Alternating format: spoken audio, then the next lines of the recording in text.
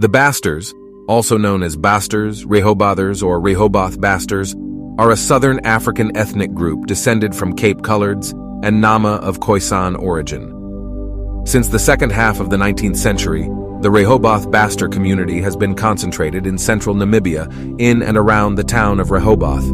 Basters are closely related to Afrikaners, Cape Coloreds, and Griquas of South Africa and Namibia, with whom they share a language and culture. They are also related to the local Nama, with the Rehoboth Basters being considered a Nama clan by many, having a captain, meaning clan chief, just like many Nama settlements in southern Namibia. Other people of similar ethnic origin, living chiefly in the northern Cape of South Africa, also call themselves Basters. The name Baster is derived from bastard, the Dutch word for bastard or crossbreed.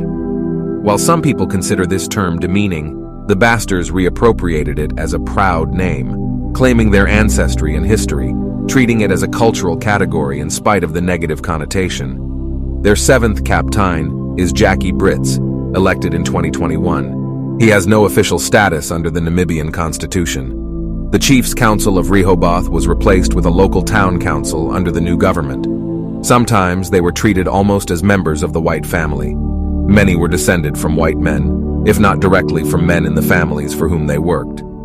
In the early 18th century, Basters often owned farms in the colony, but with growing competition for land and the pressure of race discrimination, they were oppressed by their white neighbors and the government. Some became absorbed into the colored servant class, but those seeking to maintain independence moved to the fringes of settlement. From about 1750, the Kammersberge in the extreme northwest of the colony became the main area of settlement of independent Baster farmers, some of whom had substantial followings of servants and clients. After about 1780, increasing competition and oppression from whites in this area resulted in the majority of the Baster families moving to the frontier of the interior. They settled in the middle valley of the Orange River, where they settled near Detuin. Basters of the Middle Orange were subsequently persuaded by London Missionary Society missionaries to adopt the name Griqua. Some sources say they chose the name themselves in honor of an early leader. The whites pushed Basters out of the Detuin area. They started moving by wagons and taking large herds of livestock, with many Basters trying to reach the mountains.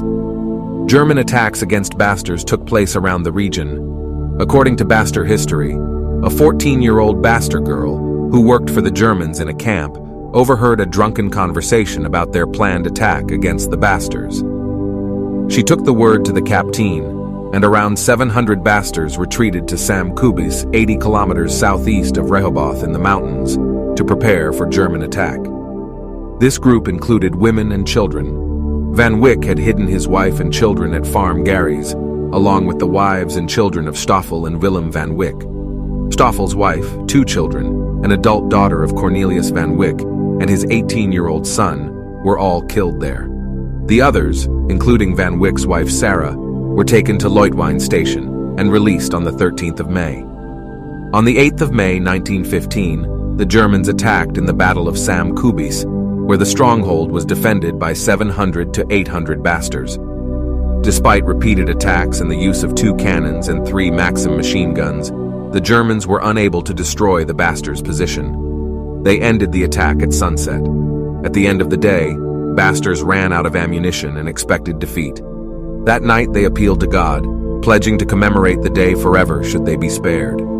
Their prayer is engraved on a memorial plaque they later installed at Sam Khubis and reads, "God our Father, strong and powerful, holy be thy name all over the earth. Thou that made heaven, bow thou down to us. Listen to the cries of thy children. Death stares us in the face. The children of evil seek our lives. Save us from the hand of our enemies, and protect our wives and children. And this shall be for us and our kin a day like a Sunday, on which we shall praise thy name, and thy gratitude shall not be forgotten in eternity." After that, the Germans received orders to retreat, which they did the next morning. Rehoboth Basters community survived. This day is celebrated annually by Basters as integral to their history and fortitude. Both units of the Germans were ordered to retreat in order to mobilize against advancing South African troops, which reached Rehoboth.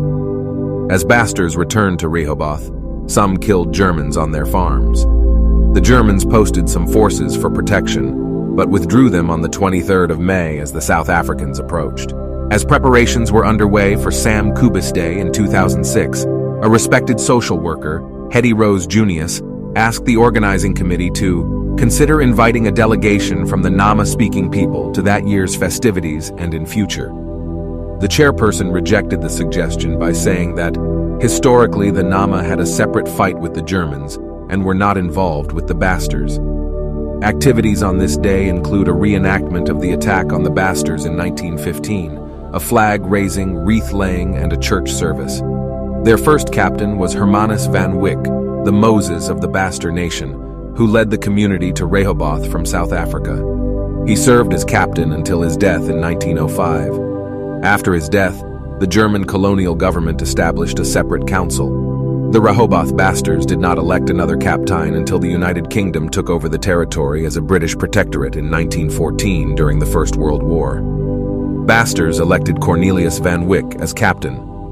He was not officially recognized by the South African authorities, which administered the territory from 1915 to Namibian independence in 1990.